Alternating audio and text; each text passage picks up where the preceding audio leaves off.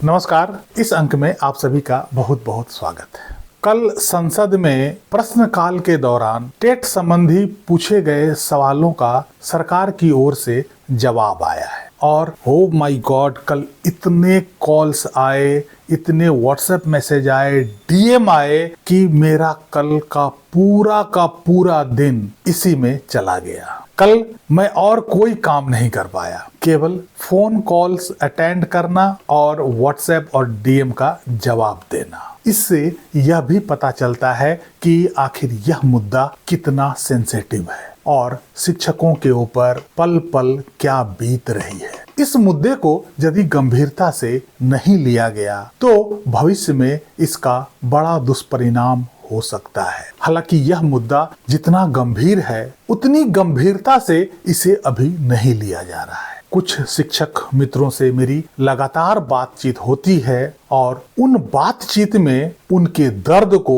मैं बहुत संजीदगी से महसूस कर सकता हूँ और इन्हीं बंधुओं को हिम्मत देने के लिए मैं टेट संबंधी वीडियो लगातार बनाता रहता हूँ। इसके अध्ययन में मैं काफी समय भी देता हूँ ताकि उन शिक्षकों के लिए उस समय तक मैं हिम्मत दे सकूं, ढाढ़स बंधा सकूं जब तक कि उनके पक्ष में निर्णय नहीं आ जाता है। हालांकि यह मेरे केस से संबंधित कोई विषय नहीं है। उनके जीवन की निराशा को कुछ पल के लिए मैं दूर करने का प्रयास करता हूँ, क्योंकि मैं यह मानता हूँ कि कानून से ऊपर कोई नहीं है और कानून शिक्षकों के पक्ष में है। इसलिए मैं उन सभी कानूनों की बड़ी बारीकी से व्याख्या करता हूँ और शिक्षकों को हिम्मत देने का कोशिश लगातार मैं करता रहता हूँ। कल लोकसभा में एक सांसद श्री लालजी वर्मा द्वारा प्रश्नकाल के दौरान टेट के संबंध में अर्थात शिक्षकों की समस्या को लेकर कुछ प्रश्न पूछे गए थे। वे प्रश्न चूंकि अतारांकित थे अर्थात अनस्टार्ड प्रश्न थे, इसलिए उसका जवाब लिखित में ही आना था और शिक्षा मंत्रालय द्वारा इस प्रश्न का जवाब लिखित में दिया गया। इन प्रश्नों का कोई स्पष्ट और सीधा उत्तर नहीं दिया गया, गोलमोल उसी प्रकार से उत्तर दिया गया जिसकी आशंका पहले से लग रही थी। और सबसे बड़ी बात कि कुछ प्रश्नों पर चुप्पी साध ली गई। इसके कारण से बहुत सारे शिक्षकों में पैनिक की स्थिति उत्पन्न हो गई है, क्योंकि बहुत सारे लोगों द्वारा इसके उत्तर को गलत अर्थ में समझा दिया गया है और वे शिक्षक बहुत व्याकुल हो गए हैं, निराश हो गए हैं। चलिए आज के इस अंक में हम समझने का कोशिश करते हैं कि आखिर इसमें क्या क्या प्रश्न पूछे गए थे और सरकार द्वारा इसका क्या जवाब दिया गया है। लोकसभा में यह प्रश्न पूछा गया था और यह प्रश्न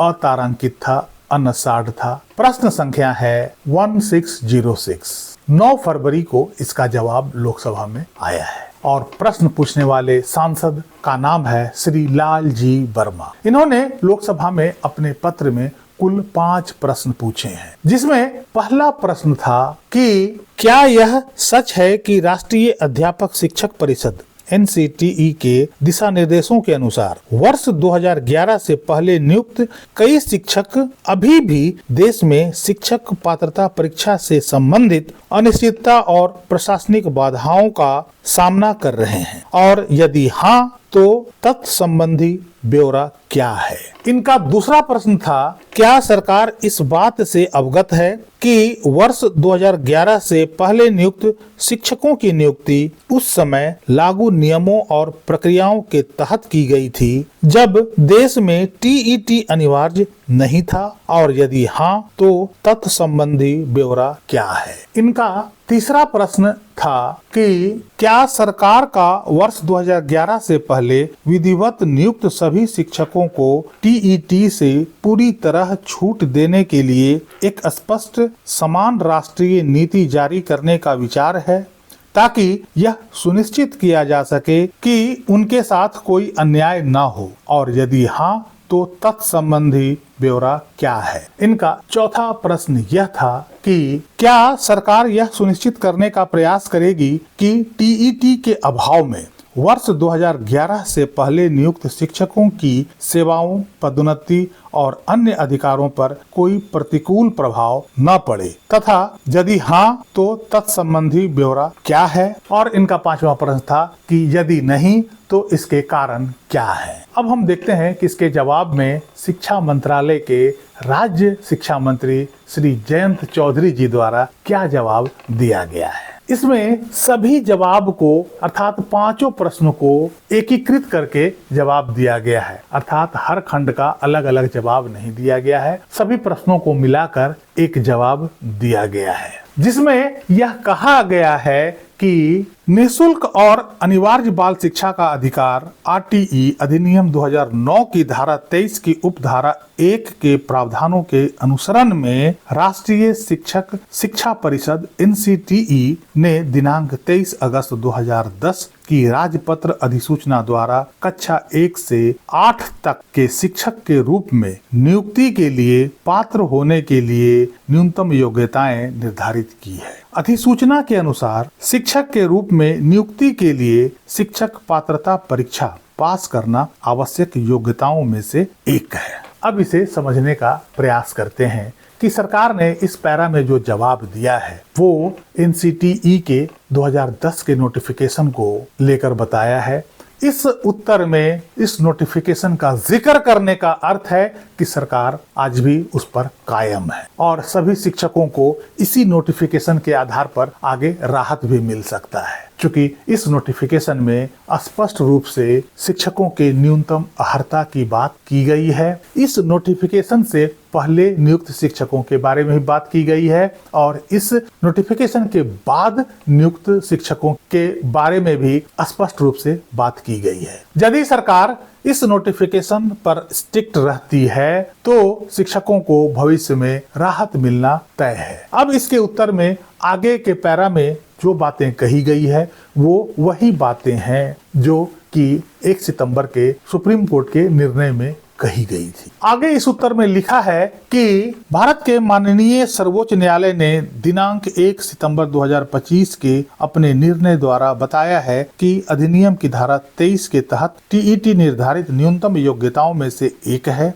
और अधिनियम के तहत आने वाले स्कूलों में शिक्षकों के रूप में नियुक्ति के लिए यह अनिवार्य है। आरटीई अधिनियम लागू होने से पहले भर्ती किए गए सेवारत शिक्षकों के संबंध में माननीय न्यायालय ने भारत के संविधान के अनुच्छेद 142 के तहत अपनी शक्तियों का प्रयोग करते हुए व्यवस्था दी है कि जिन शिक्षकों की सेवा 5 वर्ष से अधिक बची है वे सेवा में बने रहने के लिए निर्णय की तारीख से 2 वर्ष की अवधि के भीतर टीईटी उत्तीर्ण कर सकते हैं। जिन शिक्षकों की सेवा निर्णय की तारीख तक 5 वर्ष से कम बची है उन्हें टीईटी पास किए बिना सेवानिवृत्ति की आयु तक सेवा में बने रहने की अनुमति दी गई है। तथापि ऐसे शिक्षक तब तक पदोन्नति के लिए पात्र नहीं होंगे जब तक वे टीईटी पास नहीं कर लेते। इस उत्तर में आगे और कहा गया है कि माननीय सर्वोच्च न्यायालय ने निर्देश दिया है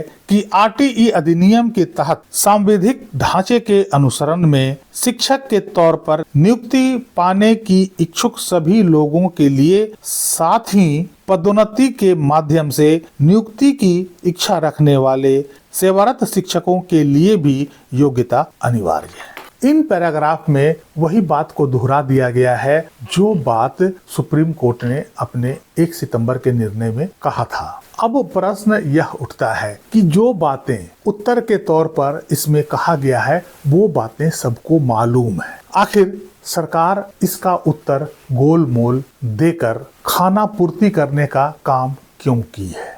इसमें जो प्रश्न पूछे गए थे वो सरकार के स्टैंड को लेकर था कि सरकार क्या सोचती है, सरकार क्या चाहती है, सरकार के पास उन शिक्षकों के लिए क्या योजनाएं हैं, कानून क्या कहता है और सरकार क्या चाहती है। लेकिन सरकार ने अपने पन्ने नहीं खोले। सरकार क्या चाहती है इसमें एक शब्द का भी उल्लेख नहीं किया गया है। इसमें केवल आरटीई एक्ट, एनसीटीई का नोटिफिकेशन और सुप्रीम कोर्ट का निर्णय का हवाला दिया है, उसी को जवाब के तौर पर पेश किया है। सरकार अपना पन्ना कुछ भी नहीं खोला कि आखिर सरकार क्या करना चाहती है, सरकार के मन में इन शिक्षकों के प्रति क्या है, उन सेवारत शिक्षकों के लिए क्या चाहती है कि उनकी नियुक्ति सही है या उन्हें टेट पास करना आवश्यक होगा। सरकार की क्या पॉलिसी है, इस संबंध में सरकार ने इस उत्तर में कुछ नहीं बताया। हालांकि इसी तरह के उत्तर आने की आशंका शुरू से बनी रही थी। इससे पहले भी बलबीर सिंह जी द्वारा जो आरटीआई लगाया गया था, उसमें भी इसी तरह का गोलमोल जवाब दिया गया था। आरटीई एक्ट और सुप्रीम कोर्ट के निर्णय का हवाला दिया गया था। शिक्षकों के संबंध में उनकी क्या मंशा है, इसके बारे में कोई जिक्र नहीं किया है। हालांकि प्रश्न पूछने का जो मकसद था वो वही था कि सरकार अपनी इस पर नीति बताए कि सरकार सेवारत शिक्षकों के लिए क्या चाहती है। अब समझते हैं कि आखिर सरकार ने ऐसा क्यों किया। हमारे देश में संसदीय प्रणाली चलती है जहां सेपरेशन ऑफ पावर का बड़ा महत्व होता है। अर्थात हमारे देश को चलाने वाली जो तीन धुरियां हैं, जो तीन पिलर्स हैं, विधायिका, कार्यपालिका और न्यायपालिका, इनके बीच में इंक्रोचमेंट नहीं होना चाहिए, शक्तियों का पृथक्करण होना चाहिए। एक संस्था दूसरी संस्था के काम में दखलंदाजी नहीं कर सकती। क्योंकि यह मामला अभी उच्चतम न्यायालय में लंबित है, उस पर निर्णय आना बाकी है, उस पर रिव्यू पिटीशन लगा हुआ है। ऐसे में सरकार अपनी राज नहीं खोल सकती है। सरकार इस संबंध में कुछ कहने से बचती है ताकि कार्यपालिका और न्यायपालिका के बीच टकराव उत्पन्न ना हो। यदि सरकार इस पर कुछ स्पष्टीकरण दे देती तो उसका प्रभाव न्यायालय के निर्णय पर अवश्य पड़ता। इस संबंध में सुप्रीम कोर्ट जब तक निर्णय नहीं कर देती है तब तक सरकार अपने पन्ने नहीं खोल सकती है। यदि सुप्रीम कोर्ट के निर्णय से शिक्षकों को राहत मिल जाता है या सुप्रीम कोर्ट अपना अंतिम निर्णय दे देती है और उससे यदि शिक्षकों को राहत नहीं मिलता है, तब सरकार एक्शन मोड में आएगी और सरकार की इस संबंध में क्या नीति है, सरकार ने क्या सोचा है, उसके बारे में अपना स्पष्टीकरण देगी और सरकार को जो उचित लगेगा वो आगे शिक्षकों के लिए करेगी। लेकिन जब तक यह मामला न्यायालय में लंबित है तब तक सरकार इस पर कोई स्पष्टीकरण नहीं दे सकती है, यह उनकी मजबूरी है। मान लिया जाए कि यदि सरकार यह कह देती है कि सभी सेवारत शिक्षकों को टेट देने की आवश्यकता नहीं है, तो आखिर सुप्रीम कोर्ट में जो मामला लंबित है उस पर सुप्रीम कोर्ट क्या सुनवाई करेगा। सुप्रीम कोर्ट को इससे गहरा आघात भी लग सकता है। इसलिए कोई भी मुद्दा जो सुप्रीम कोर्ट में लंबित होता है उस पर सरकार स्पष्ट रूप से कुछ कहने में कतराती है। लेकिन सभी शिक्षक बंधुओं को मैं यह कहना चाहता हूं कि न्यायालय से आपको राहत मिलने की पूरी संभावना है। रिव्यू पिटीशन में इस पर विस्तार से सुनवाई होने की पूरी संभावना है और यदि इस पर विस्तार से बहस होता है तो यह फैसला आप लोगों के पक्ष में होना तय है। और इन केस यदि यह फैसला आपके पक्ष में नहीं आता है या उसमें कुछ कमी रह जाती है तो सरकार आपके साथ अवश्य खड़ी मिलेगी। क्योंकि इतने बड़े वर्ग को नजरअंदाज कर देना किसी भी सरकार के लिए कहीं से उचित नहीं है। कोई भी सरकार इतने बड़े वर्ग को नजरअंदाज नहीं कर सकती। यह लोकतंत्र की ताकत है। बहरहाल आप सभी शिक्षक कल से जो पैनिक हो रहे थे, जो मन में दुविधा बनी थी, जो मन में आशंका जग रहा था, आप लोग आश्वस्त हो जाइए और बिल्कुल शांत होकर अपनी कानूनी लड़ाई जारी रखिए। आप सभी को राहत मिलेगा और अवश्य मिलेगा। इस अंक में यहीं तक। कैसी लगी जानकारी कमेंट करके जरूर बताइएगा। वीडियो को लाइक कीजिएगा, चैनल को सब्सक्राइब कीजिएगा। मिलते हैं अगले अंक में, तब तक के लिए जय हिंद, वंदे मातरम।